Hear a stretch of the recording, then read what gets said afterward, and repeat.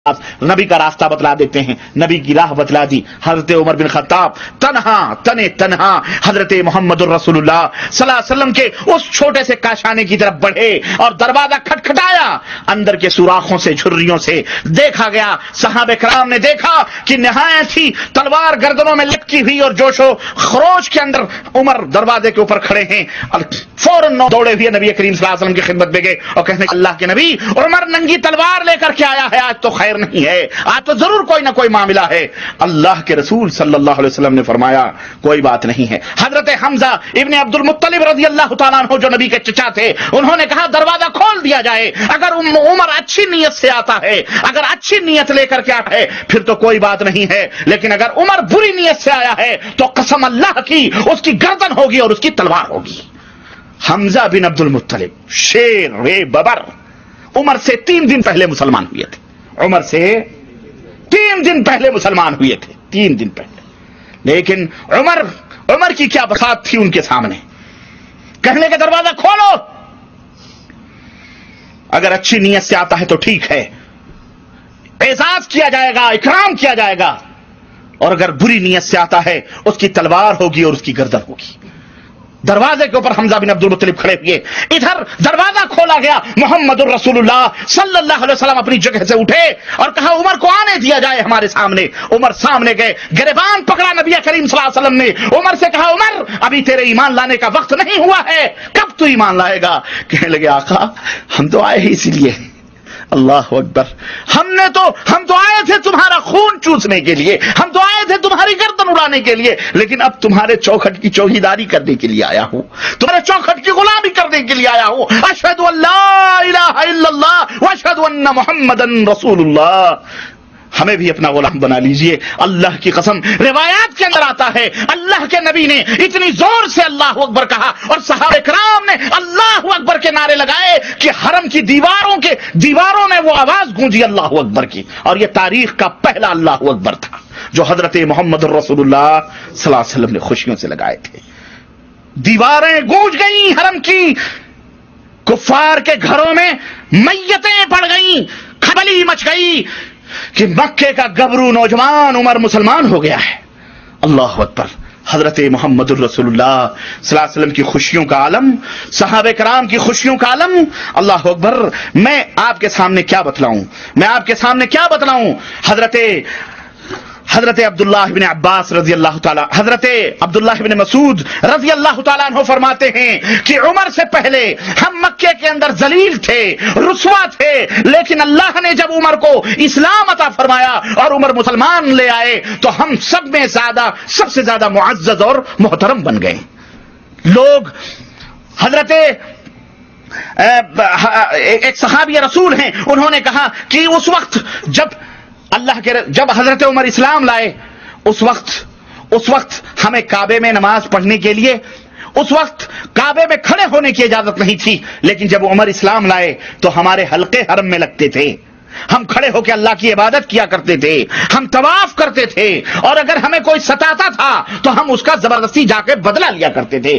کسی کی جرأت پھر اس کے بعد مسلمانوں کو ستانے کی، یہ تھی عزت جو اللہ تبارک تعالیٰ نے اسلام اور مسلمانوں کو عمر بن خطاب رضی اللہ تعالیٰ عنہ سے اللہ عز و جل نے عطا فرمائی تھی۔ صف ماتم بچھ گئی کفار کے گھروں کے اندر، اور ادھر مسلمان خوشیاں، مسرتیں، عزت و رفعت اور قوت سے شادمان نظر آنے لگے۔ حضرت عمر بن خطاب کہتے ہیں کہ جب میں مسلمان ہو گیا تو میں نے سوچا کہ مکے کے اندر میرے نبی کا سب سے بڑا دشمن کون ہے، تو میری سمجھ میں میرا ماموں آیا کہ یہ ابو جہل سب سے بڑا دشمن ہے۔ چنانچہ کہنے لگے میں چاہتا ہوں کہ اپنے اسلام کی خبر سب سے بڑے دشمن کو میں دوں، دیکھوں وہ میرا کیا بگاڑتا ہے۔ یہ جرأت، یہ شجاعت۔ کہنے لگے میں گیا اپنے ماموں ابو جہل کا دروازہ میں نے کھٹکھٹایا، اس نے دروازہ کھولا، کہا اہلاً و سہلاً، اہلاً و سہلاً بھانجے آؤ مبارک ہو، کس لیے آئے ہو؟ کہا یہ بتلانے کے لیے آیا ہوں کہ میں اشہد ان لا الہ الا اللہ و اشہد ان محمد رسول اللہ، میں مسلمان ہو گیا۔ حضرت عمر کہتے ہیں کہ اس نے اتنی زور سے میرے منہ پر دروازہ پٹکا کا قبہ کا اللہ تجھے ذلیل کرے، تو کتنی بری خبر لے کر کے میرے پاس آیا۔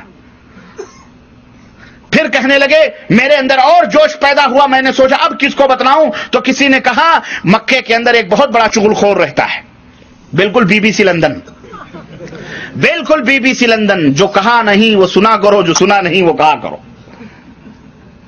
کہنے لگے جمیل فہری رہتا ہے, اس کو اگر آپ خبر, کہنے لگے میں یہ چاہتا ہوں کہ میں مسلمان ہو گیا ہوں تو پورے مکے میں خبر پھیل جائے. کہنے لگے کہ جمیل فہری کے سامنے اعلان کر دو, پھر دیکھو. چنانچہ حضرت عمر فاروق اعظم رضی اللہ تعالیٰ عنہ جمیل کے سامنے کہنے لگے جمیل, جمیل کیا خیال ہے؟ کہنے لگے کیا ہوا؟ کہا میں مسلمان ہو چکا ہوں. جمیل اتنی زور سے چیخا, کہتا ہے ارے عمر نے اپنے باپ داداؤں کا دین چھوڑ دیا. وہیں سے بھاگا, وہیں سے بھاگا, پورے مکے میں دوڑا. حضرت عمر کہتے میں اس کے پیچھے پیچھے کہتا ارے یہ جھوٹا مکار ہے, میں اپنے باپ داداؤں کا دین نہیں بلکہ میں مسلمان ہوا ہوں, میں مسلمان ہو گیا ہوں. اس طرح سے پورے مکے کے اندر یہ خبر پھیل گئی. اس کے بعد حضرت عمر بن خطاب کہتے ہیں کہ نبی کریم صلی اللہ علیہ وسلم کی خدمت میں حاضر ہوا اور کہا میں اللہ کے نبی, یہ چھپ چھپا کے اللہ کی عبادت کیا کرنا ہے, کیا ہم حق پر نہیں ہیں؟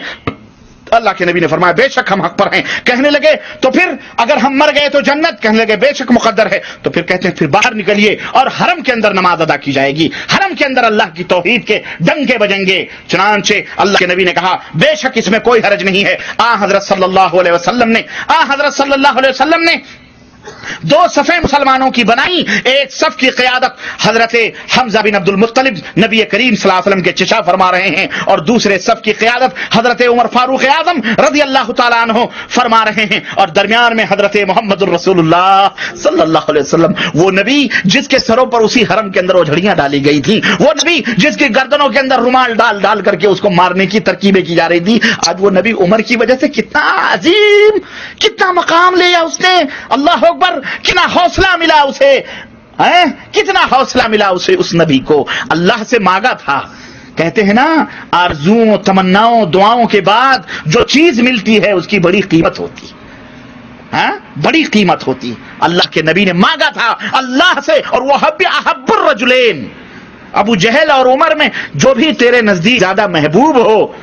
اللہ اکبر, ابو جہل مر گیا, نبی کا معجزہ دیکھو, مر گیا, اسے ایمان کی دولت اس کا پتا ہے. معاملہ یہ ہے کہ اللہ کے نزدیک ابو جہل محبوب نہیں تھا, جب ہی اللہ نے اسے اتنی دیر تک بھی, بدر تک بھی اسے ہدایت توفیق اللہ نے نہیں تھی. یہ خود معجزہ ہے نبوت کا.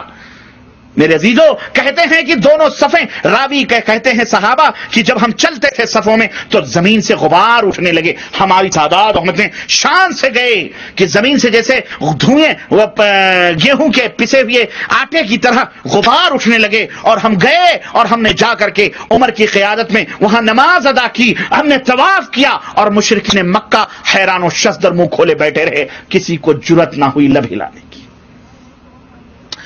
میرے عزیزو, یہ تذکرہ بڑا طویل ہے. میں نے بتایا عمر کی شخصیت کو اسلام سے نکال دو, اسلام کا نہ کوئی سر پتہ چلے گا نہ پیر پتہ چلے گا. وہ عظیم شخصیت کہاں کہاں لے کے چلے ہم آپ کو, کہاں کہاں اس کے مواقف کو لے کے چلیں. عمر نبی کو مشورے دے رہے ہیں, عمر نبی کو مشورے دے رہے ہیں. کیا؟ اے نبی, اے میرے نبی, اس جگہ کو جہاں ہم طواف کر رہے ہیں اس کو نماز پڑھنے کی جگہ بن لی جائے. اللہ کے نبی ابھی سوچ رہے ہیں, عرش سے اللہ آواز دے رہا ہے. کیا آواز دے رہا ہے؟ بولو. وَاتَّخِذُوا مَقَامَ ابراہیم مصلی. میرا عمر سے کہہ رہا ہے اے نبی, اے میرے نبی, میرے عمر کی بات کو مانو اور یہاں پر نماز پڑھنے کی جگہ بنا لو. بن گئی کہ نہیں بن گئی؟ اللہ اکبر. یعنی مشورے ہو رہے ہیں. حضرت عائشہ صدیقہ فرماتی ہیں عمر کی شان کیا پوچھنا چاہتے ہو؟ ارے عمر کی شان تو وہ ہے کہ میرا نبی میری گود میں سر رکھ کر کے میرے آنگن میں لیٹا رہتا تھا, اور عمر کے مشورے پر میرے آنگن میں قرآن اترا کرتے تھے.